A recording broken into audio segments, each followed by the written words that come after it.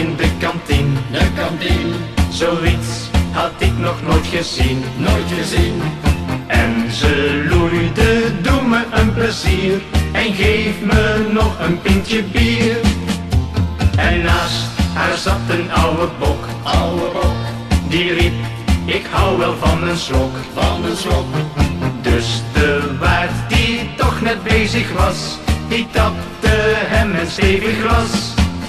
En het bokkie dat zei, en het koetje dat zei, want de bok zat aan de billen van de koe. En het geitje dat riep, en de stier die brulde, want de bok zat aan de billen van de koe.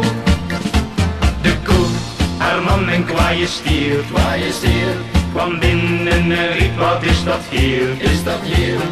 En de bok, zijn vrouw een leuke geit, dronk 7 pinten leeg van nijd. Toen riep dat geitje tot de stier, Tot de stier, zeg luister nou eens even hier. even hier. Jouw vrouw laat zich kussen door mijn man, daar kunnen wij toch zeker ook wat van. En het bokkie dat zei, en het koetje dat zei, want de bok zat aan de billen van de koe. En het geitje dat riep, en de stier die brulde, want de bok zat aan de billen van de koe.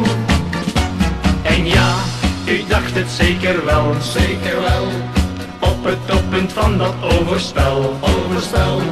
Had de stier het geitje op zijn schoot, terwijl de bok het koetje in zijn armen sloot. Dat hele vreemde beestenspul, Meesterspul, dat was natuurlijk flauwekul. flauwekul. Want ik zat te lang in de kantine en daardoor ging ik beestjes zien. En het bokkie dat zei, en het koetje dat zei, want de bok zat aan de billen van de koe. En het geitje dat riep, en de stier die brulde, want de bok zat aan de billen van de koe. En het bokkie dat zei, en het koetje dat zei, want de bok zat aan de billen van de koe. En het geitje dat riep, en de stier die brulde, want de bok zat aan de billen.